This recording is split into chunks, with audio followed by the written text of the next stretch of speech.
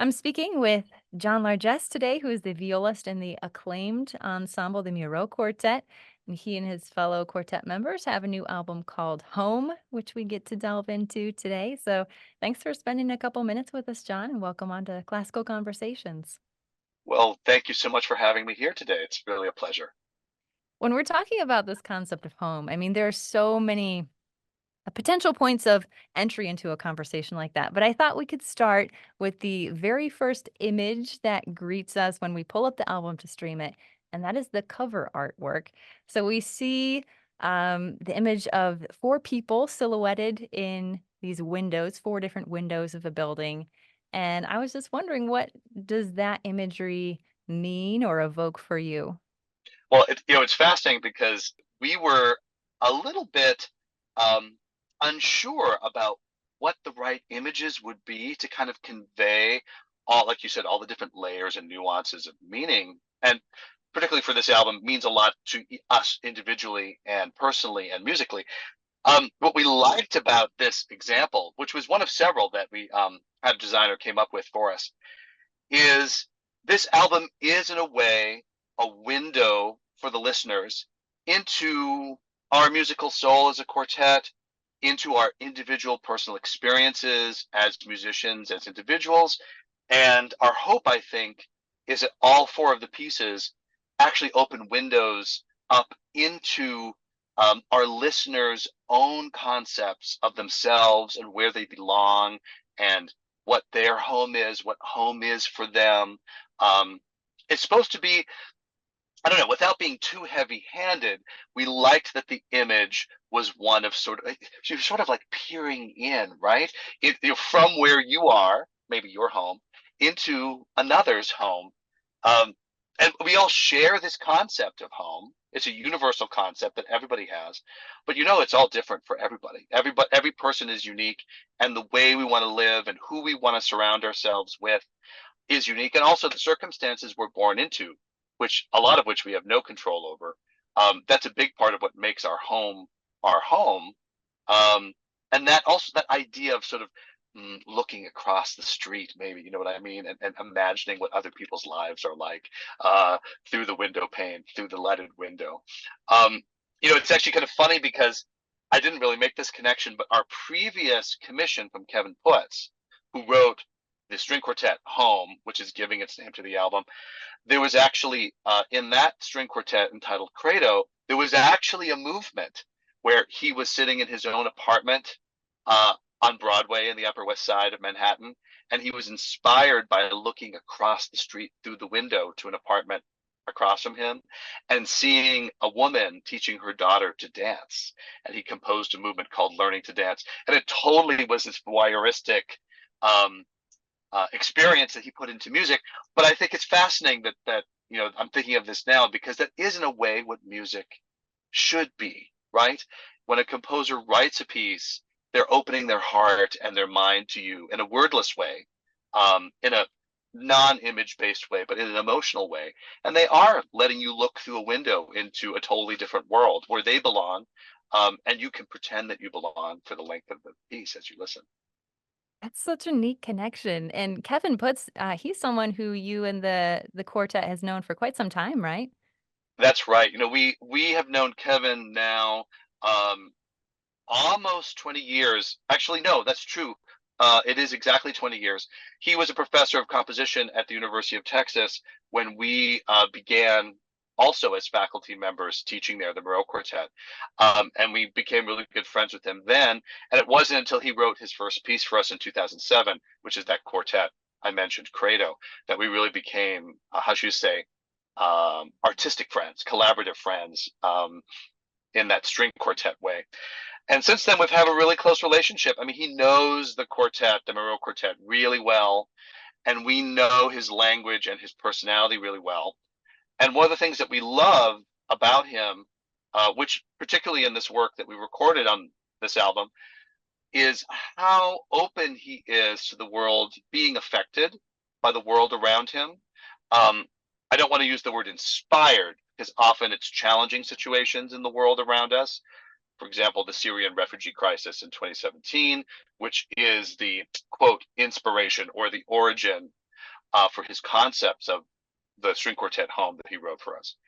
But he's such an emotional and genuine and tender-hearted person, and that comes out in his music in a way that I think is also very universal and reflective for all of us as to what's going on in the world today. And that's something that we've always loved about his music and always loved about him as a composer. And actually, sort of is a bit of the concept for this entire album, that we feel like each piece shows a bit of ourselves, but also helps us to connect with the world today around us and what's happening and what's important to all of us, being on this planet right now. I was intrigued by the last movement titled Dangerously Fast. And I think you've kind of answered this question in your comments just now, but is that why he called it dangerously fast, because of some of the current events going on? Oh, absolutely. I mean, that movement sort of is the high point of the piece. And, from the piece isn't only a narrative. It's more than that. But from a narrative standpoint, the opening of that quartet really depicts in sound the feelings of home, of being settled, of being supported, of being loved. And in that movement, Dangerously Fast, we're in the middle of our character's journey away from home, which is, of course, something we all understand. But certainly in a refugee situation, that is dangerous. That's life threatening. And it's not simply leaving home and moving away from the familiar. The goal in that situation is to find security, find safety, find a new home, which isn't ever going to be like the one that you left, but you hope will be in some way similar, in some way equally nurturing, equally supportive. So yes, there's a lot of danger in that movement narratively. And I will also say, Kevin knows the Miró Quartet well, and we've several times when he writes his pieces said, "You're really trying to break the Miró Quartet, aren't you?" Because he loves writing really difficult passage work for us, both as individuals and as a quartet. And some of the music in the Dangerously Fast, let's just say there's some string, violin, viola, and cello danger happening as well. It's never easy to play all that movement all the way through, but a lot of fun, a lot of excitement and adrenaline for us by playing it. It's funny you say that, because when I was reading through the liner notes, I think it was on the Caroline Shaw piece, Mm, there was a note on some of the special techniques in that one and how she was going over sort of her vision across Zoom actually during the pandemic. Maybe you could give us some backstory on microfictions. sure. I mean, so the other commission on this CD and album, um, is by Caroline Shaw, and this is our first commission from Caroline. We've known about her and had some connections with her for a while, and before the pandemic even happened, we were planning this piece, and it was supposed to be premiered during 2020, 2021. So obviously that had to be adjusted. We weren't able to do live performances really for the first pieces. And actually, you may not know, but Caroline, as a composer, is particularly collaborative. She has written lots of her pieces as a member of Room Full of Teeth and a singer, also a violinist and violist and chamber musician.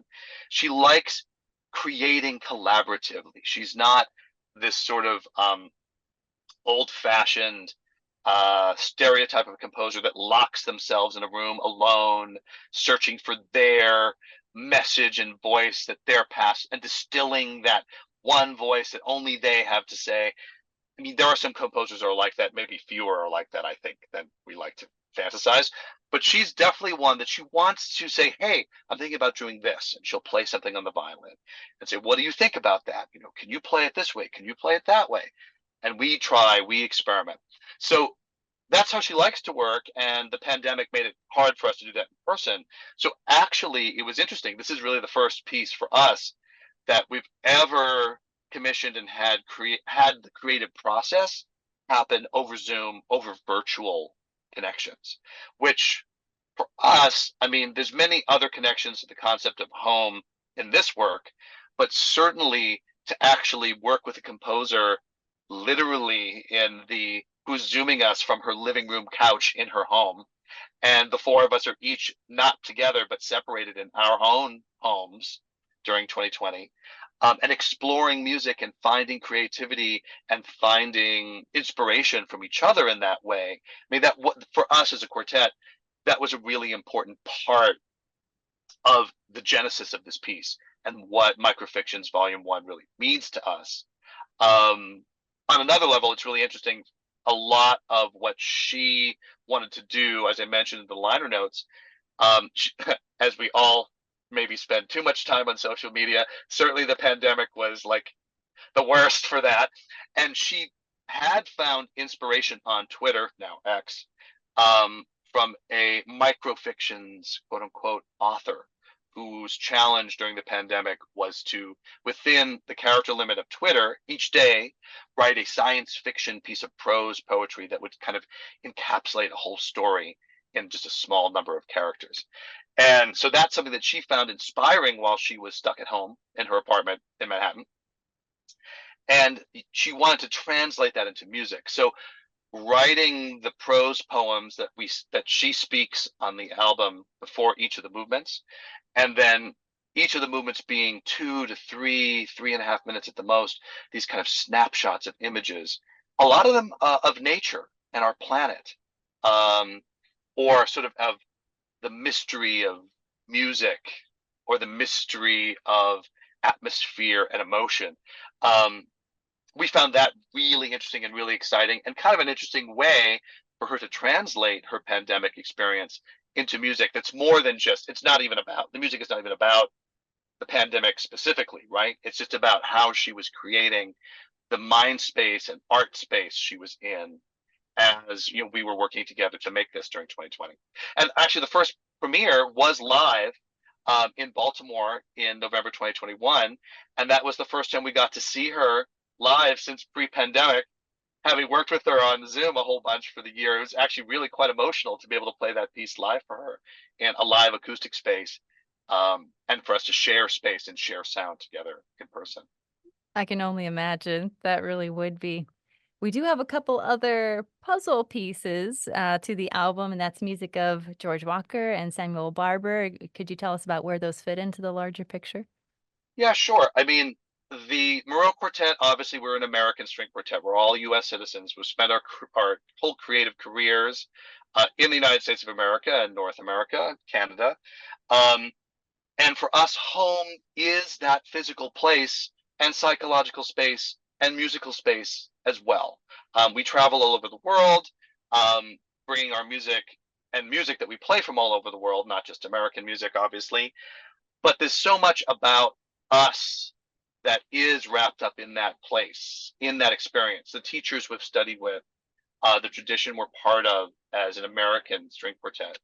Um, and that we've never done an album that really represented that. We've recorded Beethoven, we've recorded Schubert, we've recorded some other modern commissions, but we felt like it was time to really kind of celebrate that, particularly with these two modern American composers writing for us, Kevin Putz and Caroline Shaw. We also wanted to put them into the context of American string quartets, and they're both obviously writing for us in the 21st century.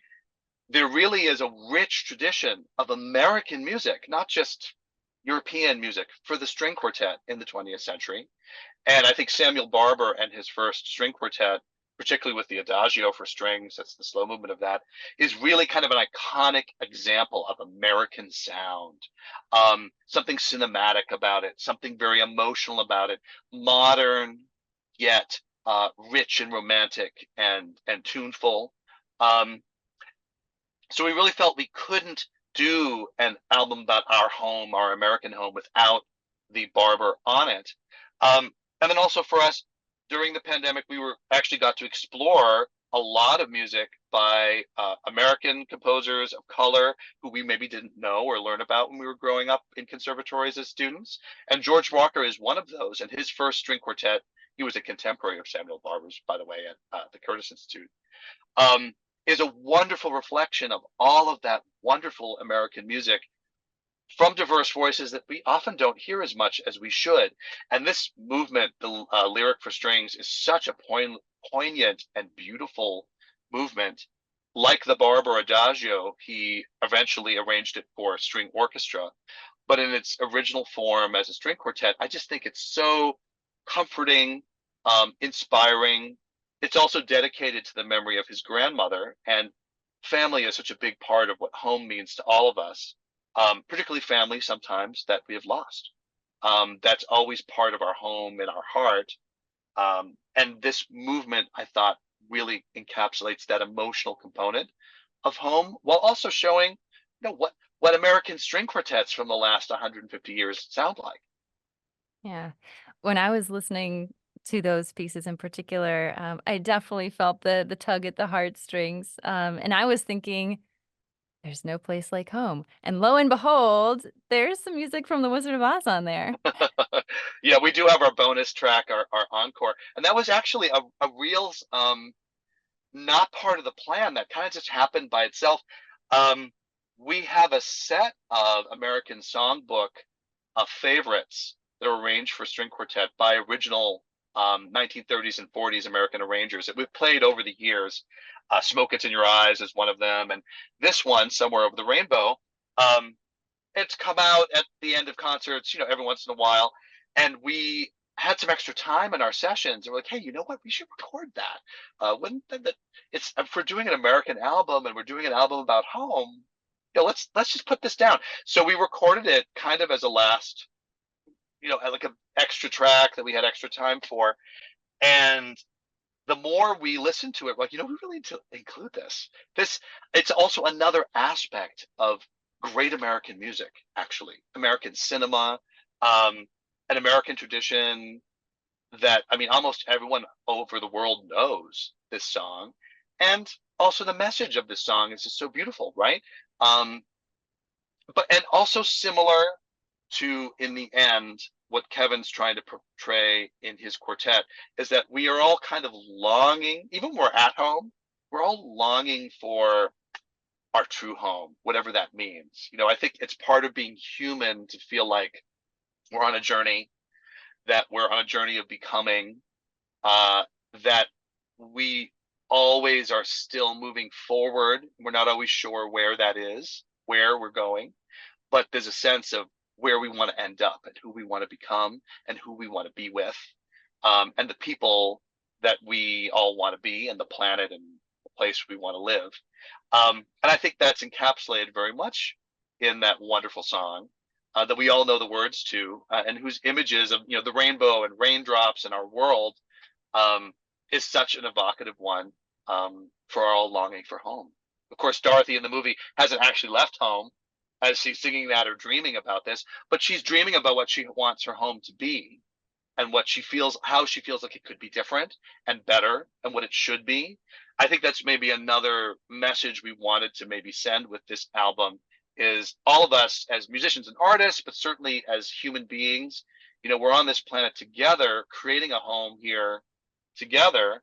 And it's up to all of us to make choices so that this home, this earth, grows and continues to become what we want it to be, what it should be, um, what a home should be for all people, for all beings, for all animals and plants too, if I want to get very ecological. But like, this is our life, this is our shot, this is our planet, and music can, I think, inspire us sometimes in difficult situations, to make better choices for each other and to feel connected to each other even when we're faced with challenges.